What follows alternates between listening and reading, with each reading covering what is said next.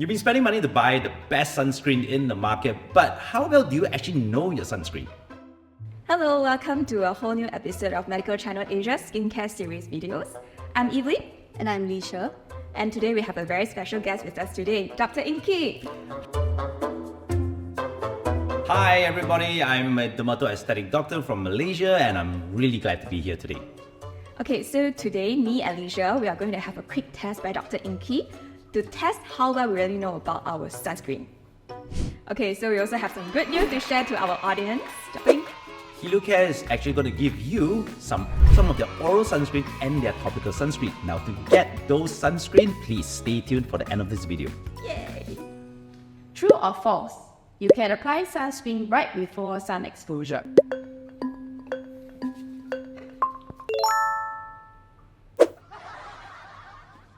True? Oh, the answer is true. I say it's true. I say it's true. Okay. So what do you think, Leisha? Why is it false? For me, I thought it would take at least 30 minutes before we can get exposed to the sun, because I thought that it would take time for the sunscreen to set onto your face. Yeah. So that's why I said false. I heard about it as well. It's like about 20 to 30 minutes. So what do you think, Dr. Ingky? Actually, this is a myth, right? So you can actually apply your sunscreen just right before you go out. Now, the myth that you need to apply sunscreen roughly 20 to 30 minutes before you go out is because the older versions of sunscreen, which was developed decades ago, require roughly about half an hour to set into your skin in order for you to see results. However, all the newer generations of sunscreen, whether it's physical or chemical-based sunscreens, actually has been shown it sets in your skin 2 to 3 minutes after application. It means Good news. good news. Right before you walk out the door, you apply a sunscreen, and by the time you step out your door, the sunscreen is already working and it's already protecting your skin. Once I apply sunscreen, it will stay on my skin for the entire day. Is that true or false?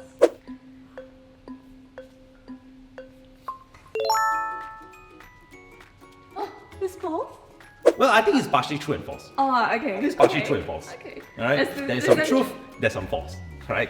Does the sunscreen stay on your skin for the entire day? Yeah, it's partially true. The latest research by some Thai doctors have discovered that even after a single application of sunscreen, after 8 hours, roughly 70% of your sunscreen is still on your skin.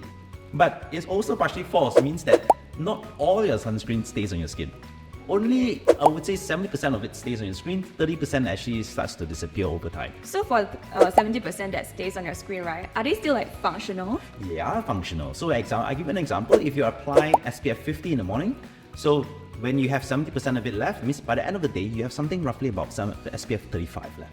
Oh, we can really do the math Yes, calculation. exactly. So that's really interesting. That's why for Southeast Asian countries, it's best to use SPF 50 and not anything lower, because by the end of the day, you still have SPF 35 left on your screen.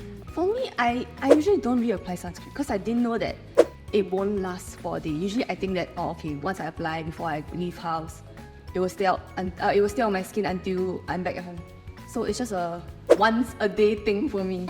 Wow, okay, so that's interesting to know that we have to apply every 8 hours? I would say best if you want maximum protection, apply every 3 to 4 hours.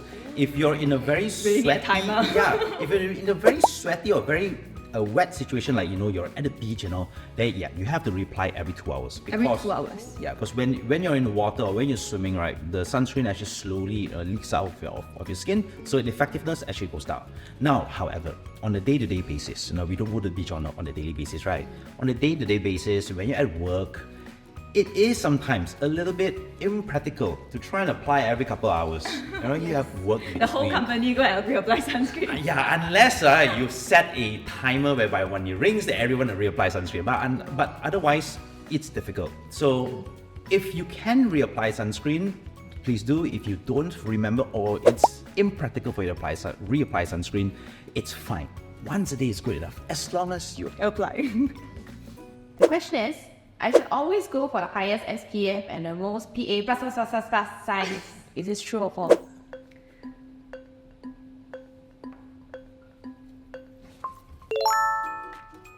Oh yeah, I finally got it correct. Yes. Okay, I got it wrong again. So first, what sunscreen do you guys use? Okay, time to bring our own. Okay, so I normally use this for my face sunscreen. And then the other one, because it's like very troublesome for me to apply this kind of sunscreen all over the body, so I use the spray type. Yeah, and then I love it like having the cooling effect, things like that. But for the body one, I just randomly choose the highest digit that I can see. So, yeah, how about you? For me, I've been using this Korean sunscreen brand for quite a while already. And the way I think of it is, the higher the better. I got no explanation. Maybe The more plus size, the more better. plus size, the more better. coverage. Can last a whole day. 50. All right. So the reason why I choose false is actually you're both partially true. All right. There is no wrong answer. However, let's talk about anatomy of the sunscreen. Well, you have the SPF. All right, written here is SPF 50, and then you have the PA sign, which is a number of pluses. You know, sometimes it's 1 plus, 2 plus, 3 plus, or up to maximum 4 plus. So what does it actually mean? So SPF means sun protection factor, and it protects your skin against UVB. Now there are 3 types of UV rays: UVA, UVB, UVC. Now UVC, we don't get it here. The astronauts get it. We don't get it because the ozone layer actually filters out UVC. For us. Yes, for us. So we only get UVA and UVB.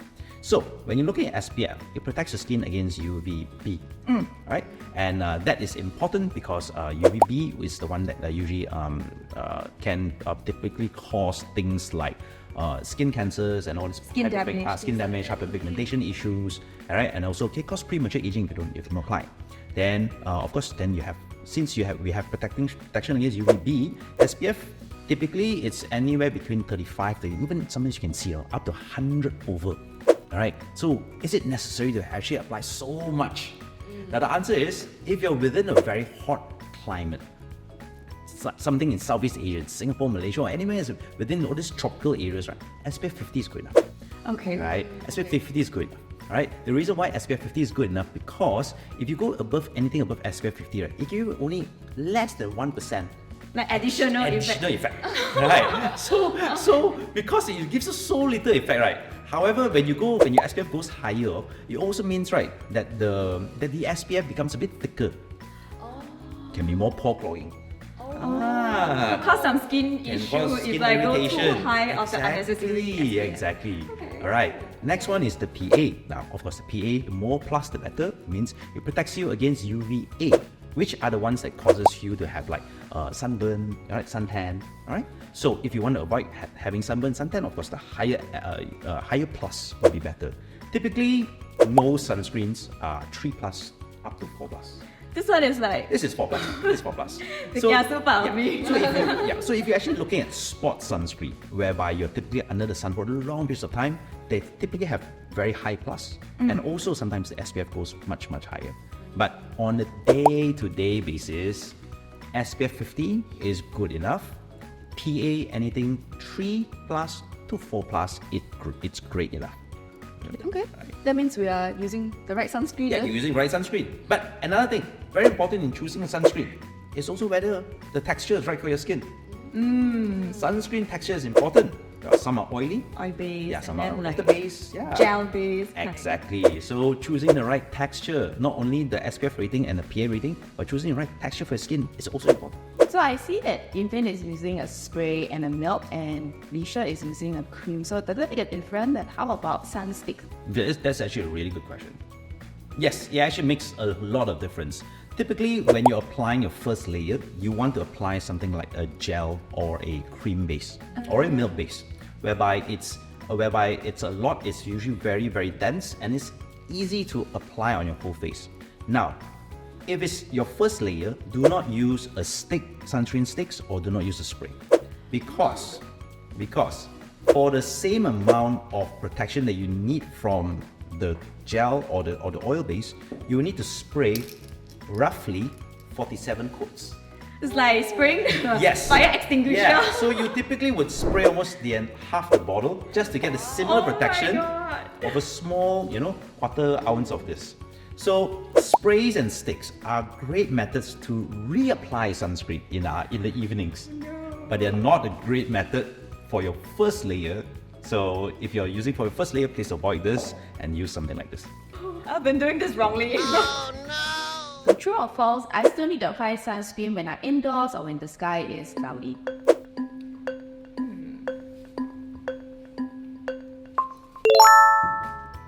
Very- You should have got it. Yeah, you got it right last. So why is it false?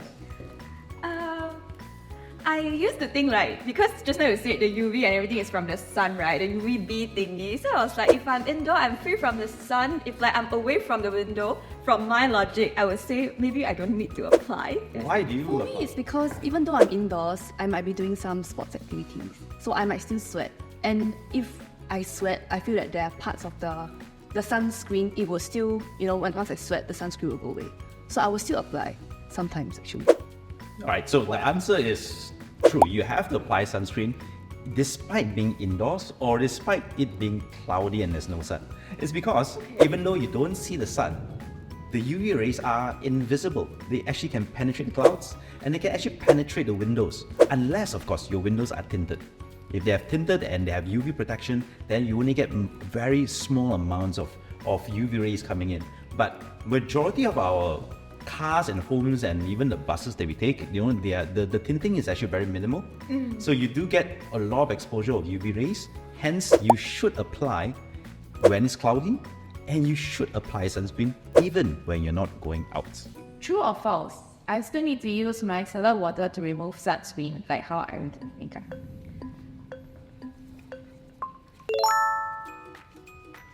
Yeah, I got it correct. Why false? For me, it's because I'm using a milk-based sunscreen, so I take it as it's a skincare instead. And it's absorbed, is it? Yes, that's right. So if it's skincare for me, I feel that maybe there's not a need to remove it with like a makeup remover, like micellar water. So yeah, that was what I was thinking. Yeah, another thing is also like my mom like told me to remove. Then I was like, okay, I'll be a good girl. I just removed it. Oh my god, actually correct. Smart mom. Right, so I used to think like you. I used to think that sunscreen, because it's water-based and because it's like skincare, it sits on the skin, it's easy to remove by sometimes just rinse up with water or just with a gentle cleanser. However, with the introduction of UV cameras, we found out that after application of sunscreen, with just a regular cleanser, water-based cleanser, it is insufficient to remove all the sunscreen, which are already embedded in the skin. Hence, you should always double cleanse or use a micellar water. So number one, double cleanse. The first thing you do with double cleansing is to use an oil-based cleanser to remove makeup and as well as additional sunscreen, followed by a gentle cleanser. However, if you're not using makeup and you're just using sunscreen, you can actually use micellar water, which consists of tiny micelle balls which catch oil. So it's like an oil cleanser as well. So it catches the oil and then using water, you can actually rinse it off. Yeah, so yes, you need to cleanse your skin with micellar water if you're using sunscreen daily. Shout out to my mom, you're right. Yeah, okay, so just something maybe like out of my own curiosity. I heard something about oral sunscreen. When I go for like snorkeling class and things like that, then people told me that actually the physical sunscreen is actually not very good for the ocean and for the environment. So some people ask me, why don't you use like oral sunscreen? But I've been wondering, like, can I eat the sunscreen? And then what's the effect and what's the like logic behind this? Have you heard of it, Risha? No! God, please, no! It's like very shocked. Because when you say edible sunscreen, I'm thinking of it as you eat this? Oh, but Yeah, it's very interesting, right? How does that work? Alright, so there are some ingredients, oral ingredients or oral supplements readily available over the counter that are marketed as oral sunscreen. So when we hear the term oral sunscreen, we assume we do not need to apply sunscreen.